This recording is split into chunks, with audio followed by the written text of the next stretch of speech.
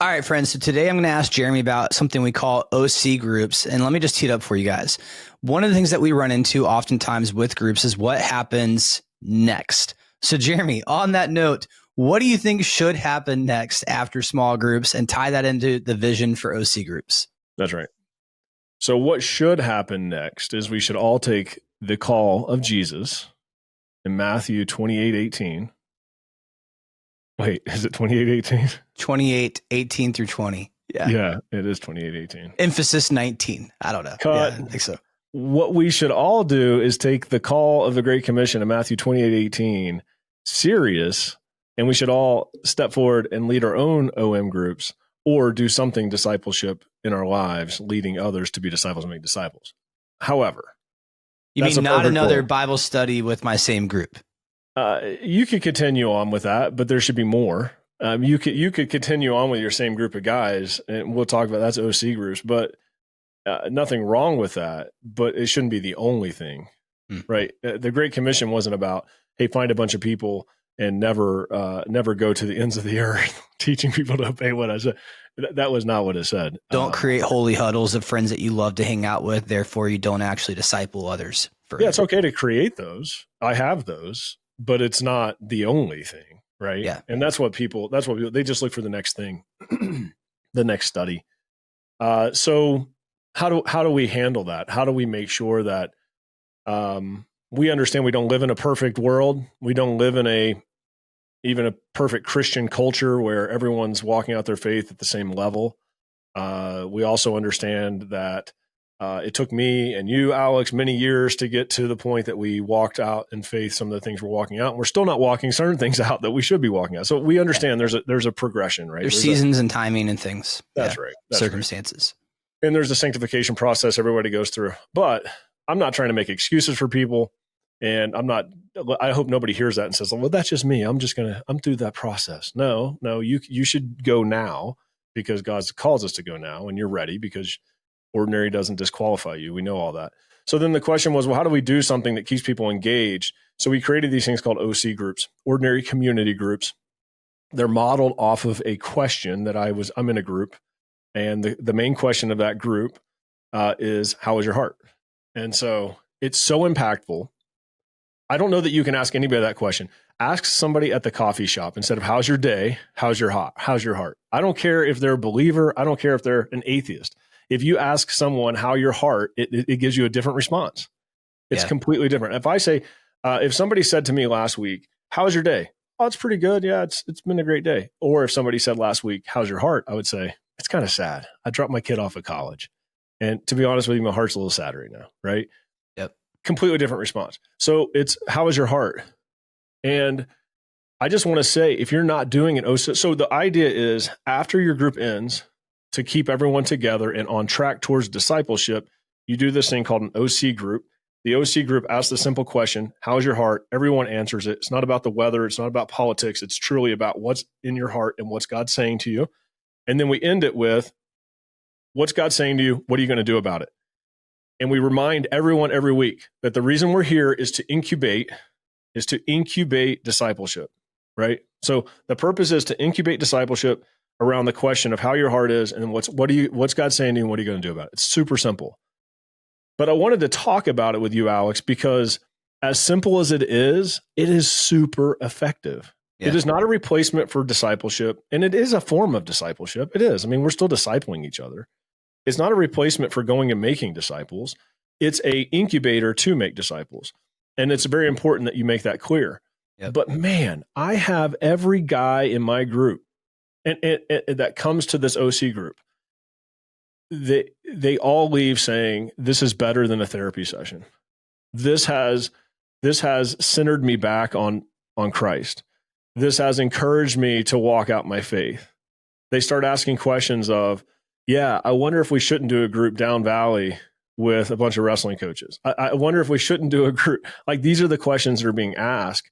So instead of having a group end and then people that don't take immediate steps to lead a group or to disciple others, because that happens a lot. People don't, unfortunately, but it happens. So instead of just saying, okay, the group's over, now you guys go back into the world. Instead, you say, okay, the group's over. We're going to have a lower challenge from a coming prepared standpoint, right? It's a lower challenge. You just have to share how your heart is. But it's a deep challenge in the sense of, are we going to make disciples and how are we going to do it?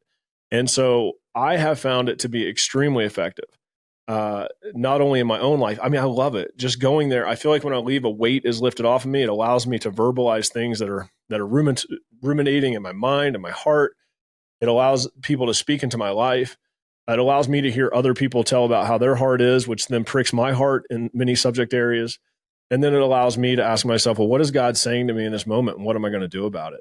And I really want to encourage people as your group is ending, or if your group has ended, I don't care if it was 2 years ago, reach out to the men or women that were in your group and say, hey, let's do this OC community. Let's do this OC group. And let's get back into the conversation about how God can use us through discipleship. And man, the testimonies I've received from it are great. So much so that the guys all told me, yeah, get a video together and I'll give testimonies. It's been really, really impactful for my life. So, yeah. No, it's awesome. So then kind of like high level breakdown, imagine that you guys are all in a group. You guys are thinking about what's next. We've already kind of set the tone of like, hey, we think it's better not to look for another curriculum and a curriculum after that, but to really help remind everyone they're capable, they're ready. Ordinary and uneducated doesn't disqualify them. In fact, like God's calling them to multiply and make disciples as well. So what is next? The ideal is this group's finishing in November, say, and you want to see them launch out into their own groups, men's groups, women's groups. And some of those are going to be in the spring. Some of those might be 6 months later.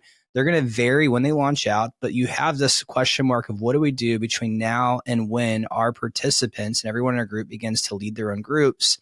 You guys then come together, form an OC group. It's not led by any one person. My understanding is it's rotated. The weight of leading is shared.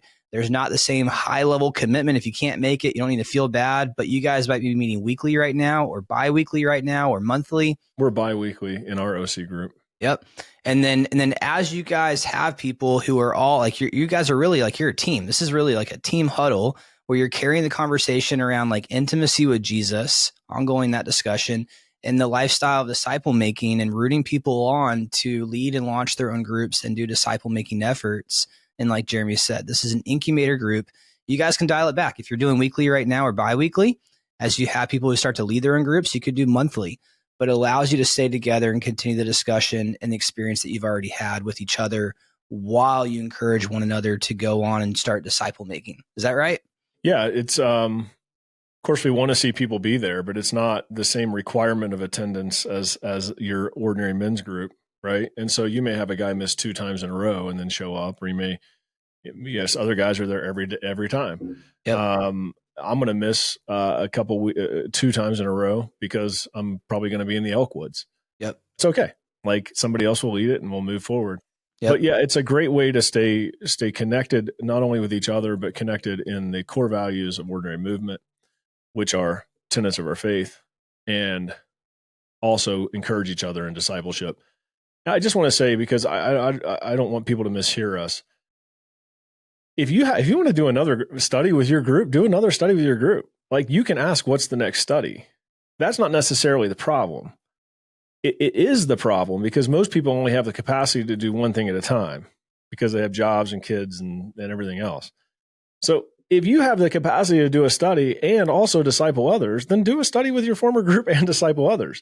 But what we see, Alex, and I think you would agree with this, most people don't have the capacity for that. So it's one or the other, right? And so if you're going to do one or the other, don't ask what the next study is. Ask who should I be discipling? Yep. And that's why OC groups are low lift, lower in expectations around attendance and such, because we don't want someone to be so consumed with doing an OC group that they don't go out, because it takes their margin, right? And now they don't have time to go out and disciple. In fact, what we would rather see somebody say is, hey, I know you're doing the OC group, and I know I did it for the last 6 months, but I'm not going to do the OC group anymore. I'm actually going to do my own OM group. And if I can ever make it, I will. And man, great. Let's launch that person. And that's like a true win. Yep. And so that's the idea. Yep. Love it. And I just have to say, like, man, I don't know. I drink my own Kool-Aid. Like, I'm not selling Kool-Aid that I don't drink. Like, I legit find extreme value. I don't think there's a time that I go to an OC group that you and I don't talk that day that I don't tell you about how great it was, Alex. Yeah. I mean, really, I don't. I love it so much. And it encouraged me to be a better disciple maker. And I think the guy, based on attendance and based on what people are saying, I know that they feel the same way. Yeah. And so I want other people to be engaged in that and to see the benefits as well. Yeah, I think when more groups start doing it, you're going to see it's the best of both worlds, because you continue the intentional relationships you made and accountability with one another and even mentorship with one another. And you start seeing these people feel supported to now start disciple making. And so it's an awesome thing. Yeah, I agree. All right. Thanks, Jeremy. Thank you, buddy.